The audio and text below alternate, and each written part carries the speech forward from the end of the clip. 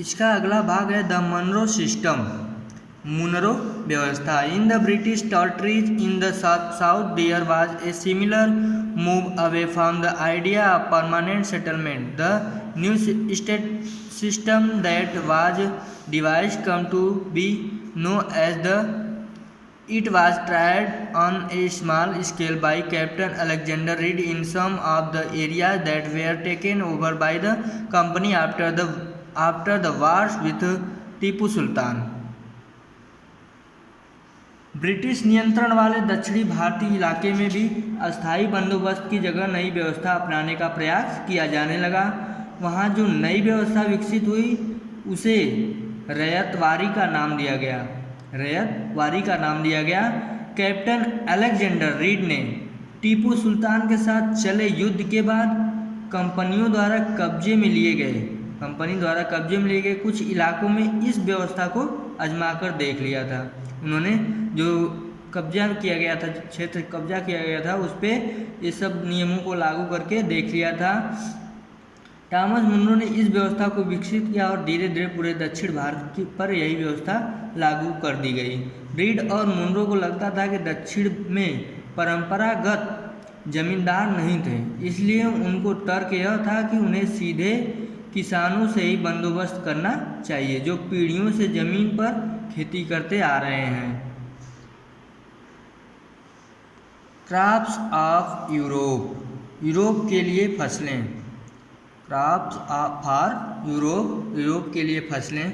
The British also realise that the countryside could not only yield revenue, it could also grow the crops that Europe required by the late 18th century. The company was trying its best to expand the cultivation of opium and indigo.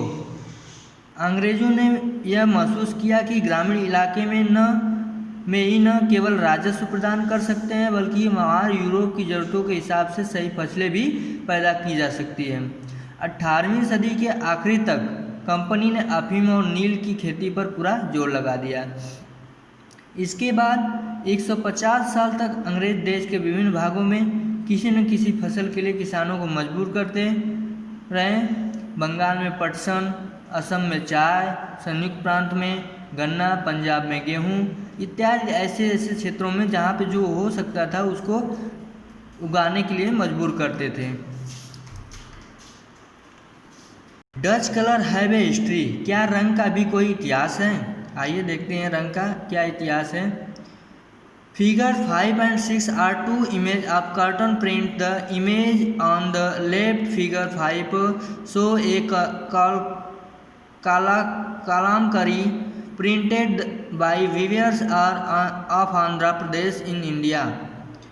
चित्र 5 और 6 में सूती कपड़े के छापों की दो तस्वीर दी गई है।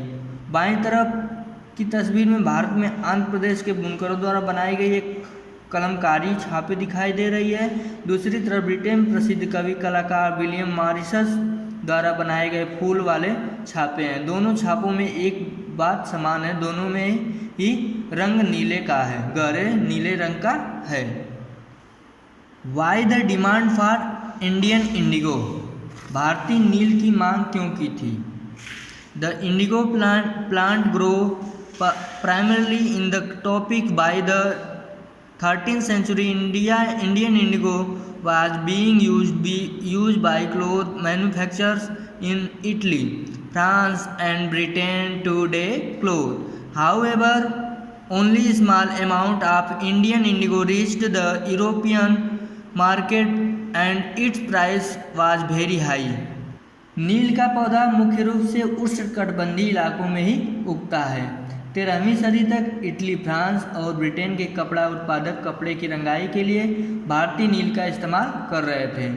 उस समय भारतीय नील की बहुत थोड़ी मात्रा ही यूरोपीय बाज़ारों में पहुंचती थी।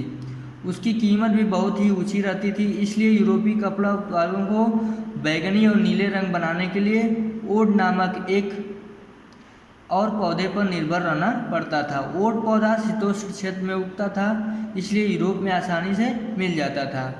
उत्तरी इटली, दक्षिणी फ्रांस व जर्मनी और ब्रिटेन के कई हिस्सों में यह पौधा उगता था। नील के साथ प्रतिस्पर्धा से परेशान यूरोप के वुड उत्पादक ने अपनी सरकारों पर दबाव डाला कि वे नील की आयात पर पाबंदी लगा दें, मगर कपड़े को रंगने वाले तो नील को ही पसंद करते थे। नील से बहुत चमकदार नीला रंग मिलता था, जबकि ओट से मिलने वाला रंग बेजान फीका हो जाता था। Britain turns to India. भारत में ब्रिटेन की बढ़ती दिलचस्पी। Faced with the rising demand for indigo in Europe, the company in India looked for ways to expand the area under indigo cultivation. Bharat में यूरोप में नील की बढ़ती मांग को देखते हुए ईस्ट इंडिया कंपनी भी भारत में नील की खेती बढ़ाने के रास्ते ढूंढने लगी। 18वीं सदी के आखिरी दशकों में ही बंगाल में नील की खेती तेजी से फैलने लगी। बंगाल में पैदा होने वाले नील दुनिया के बाजारों में छा गया। 1718 में ब्रिटेन द्वारा आयात की गए नील में भारतीय नील का हिस्सा केवल लगभग 30% था और 1810 में ब्रिटेन द्वारा आयात किए गए नील में भारतीय नील का हिस्सा लगभग 95% हो चुका था। How was the indigo cultivate? नील की खेती कैसे होती थी उसके बारे में देखते हैं। तो कैसे होती थी? नील की खेती के दो मुख्य तरीके थे, एक था नीज और रैयती। नीज खेती की व्यवस्था में बागान मालिक खुद अपनी ज़मीन में नील का उत्पादन करते थे। या तो वह ज़मीन खरीद लेते थे या दूसरे ज़मींदारों से ज़मीन भाड़े पर ले लेते थे और जो मजदूरों को काम पर लगाकर नील की खेती करवाते थे। The problem with nij cultivation. निजी खेती की समस्याएं क्या थी? The planters found it difficult to expand the area under nij cultivation. Indigo could be cultivate only on fertilised lands. बागान मालिकों को नीज खेती का क्षेत्रफल फैलाने में मुश्किल होती थी। मुश्किल ही आ रही थी। नील की खेती केवल उपजाऊ ज़मीन पर ही की जा सकती थी। ऐसे ज़मीन पर आबादी पहले से ही बहुत ज़्यादा थी। यहाँ वहाँ छोटे मोटे खेत उनके हाथ पर लग पाते थे। नील की खेती करने के लिए उन्हें बड़े बड़े भूखंडों की ज़रूरत थी। इस तरह की ज़मीनें उन्हें कहाँ से मिल सकती थी? उन्होंने नील की फैक्ट्री के इर्द गिर्द पट्टे पर ज़मीन लेने के लिए प्रयास किया और वहाँ किसानों को हटवा दिया। इससे टकराव और तनाव पैदा हो गया।